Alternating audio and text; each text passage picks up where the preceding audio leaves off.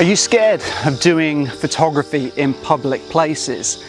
If so, you're not alone. Many photographers are worried about people reacting to them. They're worried about maybe even breaking the law in some countries. I'm going to share with you some of my best advice from 20 years as a professional photojournalist to try to help you feel more confident when you're taking photos in public.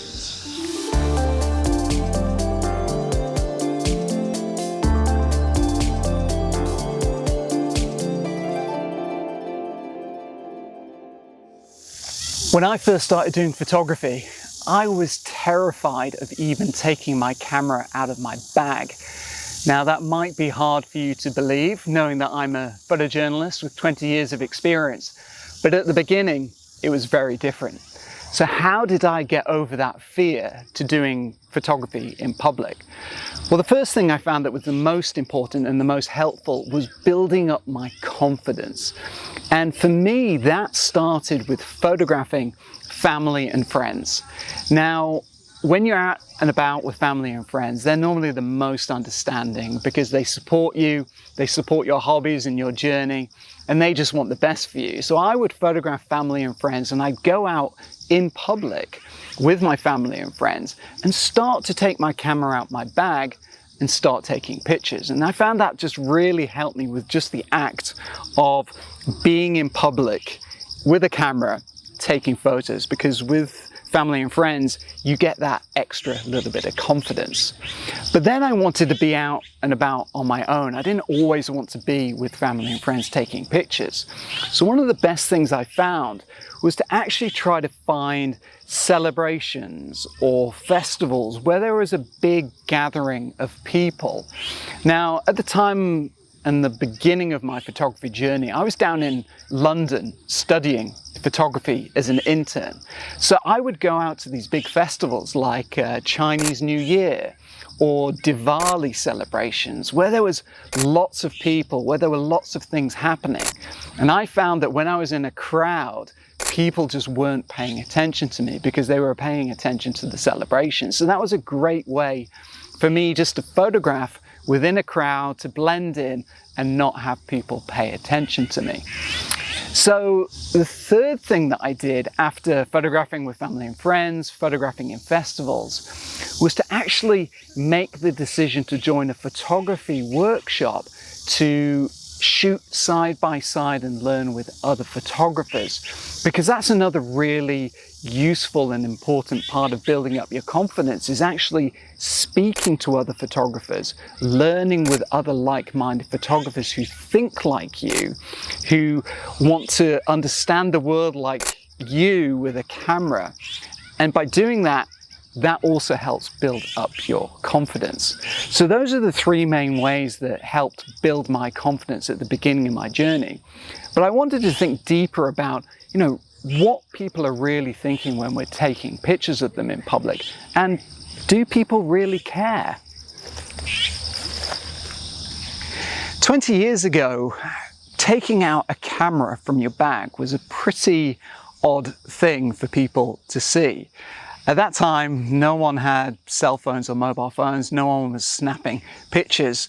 So photography was a bit of a niche hobby, but now everyone's doing it, especially now that everyone's got cell phones and mobile phones that are able to take really good photographs. So if you think about it, everyone's taking pictures. So even if you take out a serious looking camera, does anybody really care these days if you take out that nice looking camera? I don't think they do. So I think you can kind of let that go in terms of, if you're nervous about taking your camera out and standing out amongst people in public, I don't think you have to worry about that too much. Now, there's also the fact that, in our modern world, really everyone is distracted. If you go and stand on a street corner to take photos and you look around, I think you'll find that most people, they're in their own world. They're doing their own thing. They're busy. They're getting to work. Or even if they stop for a second at an intersection, for example, within a few seconds, most people are grabbing their cell phones and they're, checking their emails or messages or the news. Everybody's distracted. especially now, and they're not paying attention to you for the most part. So we live in a distracted world, which I think benefits street photographers, for example, because everybody's doing their own thing. But you know, when you're out and about on the street, you don't want to draw attention to yourself as a photographer. So there are some things that you can do in the things that you wear, the things that you carry, to minimize the attention that might come to you as a serious photographer. And that's what I want to share with you next. Okay, so the first tip for not standing out when you're taking photos is to wear dark clothes. If you look at me, I'm wearing a black shirt. This is my typical outfit that I tend to wear. I like to wear dark clothes when I'm out doing street photography because I find that bright clothes might just add to the attention that might be drawn to you. So I prefer to go for dark clothes. Now you'll also see that my bag is dark, it's black. And also you'll notice another thing, that this bag is actually just a regular bag that I found online. It's not a specific camera bag. It's not from a famous photo brand. It's just a regular bag. And I like that because when people see you in the street taking pictures, if you just have a regular bag, you got regular clothes, dark clothes, you're not going to stand out. Now the other thing is that when I'm doing street photography, for example, I like to have a small camera, and that means no big telephoto lenses. I want to be as inconspicuous as possible. So equipment is a really important choice if you're doing street photography. Use small equipment, one camera, one lens. That's often the best combination. Don't stand out. Don't be like a paparazzi with a long telephoto lens trying to snap a picture across the street. Don't be afraid to get close to your subjects and spend time in places. That's one of the most important things people overlook. Spending time in a location and going back again and again and again, because I think that's one of the most important parts of getting really good street photos. Now, one mistake I see many amateur photographers make is that they're often chasing the picture rather than waiting for it to come to them. And they always think that the next best picture is always around the next corner. But the professional's approach is to identify one good location and keep going back to it again, again, and again. And that's the approach that I take when I'm working on my assignments. And it's got benefits in different ways. And the first one is that when you go back to a location repeatedly, you start to understand the local conditions, like the light, which is so important for photographers. And you increase your chances of getting the photograph that you want the more you start to understand when the best light is, when the best conditions are, when the busy scene is on that street that you want to capture. You're understanding the movement of the people. That all comes from going back to the same location repeatedly. And you also get to know people when you return to the same location. You can start to talk to people. They'll hopefully stop seeing you as a stranger, as a visitor. You kind of embed yourself in the community because you go there so often and you get to know people. And all of these things can help increase your confidence as a photographer when you're taking photos, and also increase your chances of getting better pictures the more that you know a place. But even if you go through this and you follow all the other steps in this video, sometimes you might encounter someone who doesn't want their photograph taken. Now, that happens to all of us, but how do you deal with that situation? That's what we're going to discuss next. The final point that I want to cover to help you build up your confidence is to deal with something that I think we're all afraid of: rejection. Rejection is something that we all have to deal with as photographers from time to time, but there are a few different things that you can do to help minimize the pain of feeling that rejection.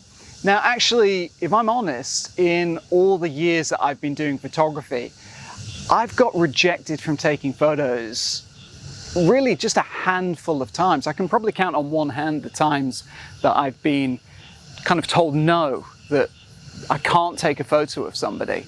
But it does happen. Now, how do you deal with it? Well, there's a couple of different ways. The most important thing is that you respect the wishes of the people that you're photographing. Now, if you've been in a community for a long time using the techniques that I taught you about spending time in a location, then that will normally minimize the chance of somebody saying no. But a lot of it comes down to your demeanor when you're out taking photographs. You want to project an air of confidence, not arrogance that you're taking pictures, but an air of confidence that you kind of know what you're doing. If you're a little bit sheepish with your camera, a little bit nervous taking pictures, that will come across. So you need to have a little bit of an air of confidence about you. And when you're taking pictures, if someone does see you taking photos, like in a street photography situation, simply put your camera down and give them a big smile. Often just doing that can just kind of neutralize the situation. And in that instance, definitely talk with them, definitely be friendly. Show them what you're doing, maybe show them the photo that you've taken, maybe exchange your social media, maybe just give them a free copy of that photo that they can share. That's one of the things that you can do just to break the ice.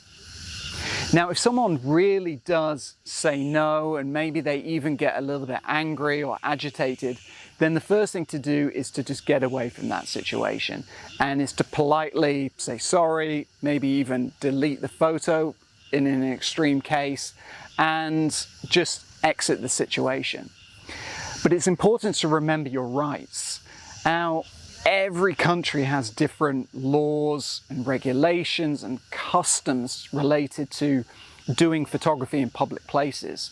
So it's your responsibility as a photographer, even if you're an amateur photographer, is to know your rights, know what is okay and what isn't okay by the law in the place that you're photographing, so that you can feel a little bit of confidence knowing that you're not doing anything wrong, even if a situation turns bad.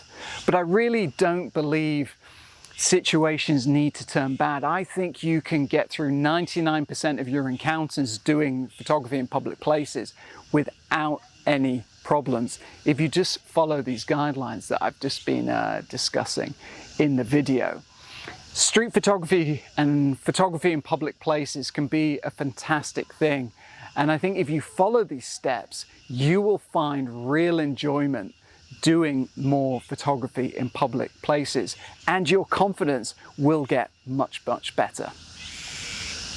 If you follow all of these tips, I know that they're going to help you become more confident when you're doing street photography, because I know it's a little bit scary. I've been through that as well.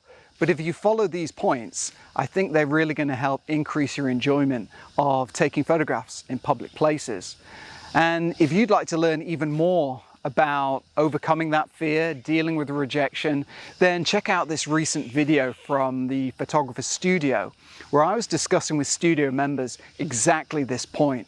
And we were delving much deeper into this discussion and helping studio members overcome the fear, getting out taking photos and taking better pictures. Thanks for watching. If you enjoyed the video, don't forget to subscribe, give it a like, and I'll see you next time.